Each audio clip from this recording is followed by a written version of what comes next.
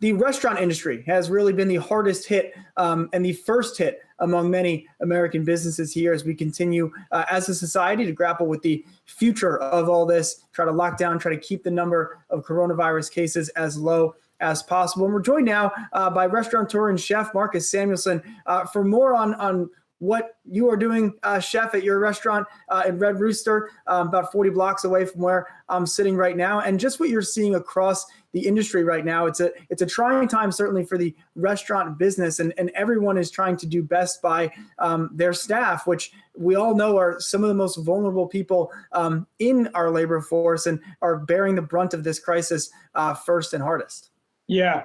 Well, I mean, the restaurant industry, neighborhood restaurants are really the soul and heart of neighborhoods, right? We really define a lot of neighborhoods, and we're also a large employer. There's 15 million restaurant workers in this country, and right now I would say 80 or 90% of them are unemployed. So you're talking about 12, 13 million people that don't have a job to go back to. So and it's going to take a while for that to become back to normal. So for us, it's really, what can you do? And living in Harlem and living in community and working in communities like Overtown and in Newark, for us, it was really important to partner with World Central Kitchen and provide food for the neediest in our neighborhoods, right? There's already, before this, there was a big food insecurity in our neighborhood. So turning our restaurants into community kitchen became one of the most important things. And we serve about 600 to 700 people a day here in Harlem, and 300 in Newark and 200 in Miami, to the neediest people. And that has, it's done a couple of things. We were able to hire back some people right away and do it in the safest way possible, of course. But then also the supply chain of, for farmers, for everyone in the restaurant hospitality business is completely interrupted. So we'll be able to get the supply chain back a little bit. And it's just a small way of doing it, but World Central Kitchen works nationwide. And it's one way to really combat this. The other thing that has happened is, obviously, after we're going through this big bill that Congress just passed, we're trying to figure out, together with Independent Restaurant Coalition, how does that impact our type of restaurant, the neighborhood type of restaurant?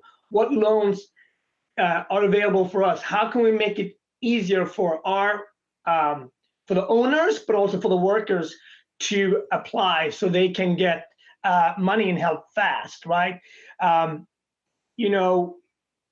There's a couple of months of unemployment, sure, and that was great and that was important, but unemployment is really supposed to hold you over, and so you can go back out and actually get a job. But 3-4 months from now, there's not going to be those jobs back. So this is a very complex, layered issue. We're grateful for the first tranche, but we definitely need a second tranche.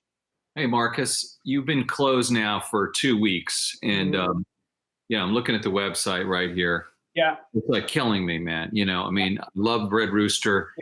Yeah. Just, how do you plan? Is it too early to even start to think, or when can you start thinking about getting to the other side and opening up? Well, I appreciate that question. We are restaurateurs and chefs. We are dreamers. So I plan every morning. I have to see the light, although we're in it right now. And I know, just from a health point of view, thinking about 6 months down the road, probably not the most healthiest, but I have to, because we live on hope. I came to this country as an immigrant based on hope. So hope and dreams is very much what chefs and restaurateurs, what makes us happy. So it's important for us to say, hey, I'm going to take this opportunity to renovate that staircase, although we might not be able to do it right away, but because what else do we have, right? And the word restaurant, which most people don't know, means to restore your community. And we're not closed. That's why I want to just push back a little bit on that. We have a purpose. To that line outside my restaurant today that goes around the corner, we are probably doing the most important work we've ever done as a restaurant. So we're just serving another customer, but we definitely have a purpose. Great. Is that something, that purpose, something that could translate to other restaurants, do you think? Or is that something that you're able to do? I mean, you're a celebrity chef. You have a place in New York City. You know, we had Tom Colicchio on last week, and he was saying he doesn't even really think restaurants should be open right now for delivery because, look, the margins are great. You don't want to put anybody at risk. So the idea of staying open and having that purpose, though, is so appealing because everybody that is at home or wherever you are, everybody wants to be doing something. But is that something that only a celebrity chef can do, or can other small restaurants do that? I think this is a time where safety has to be first. And we, you know, with World Central Kitchen guidelines, the way we drop off food is very different than the way we would have served you as a guest, right?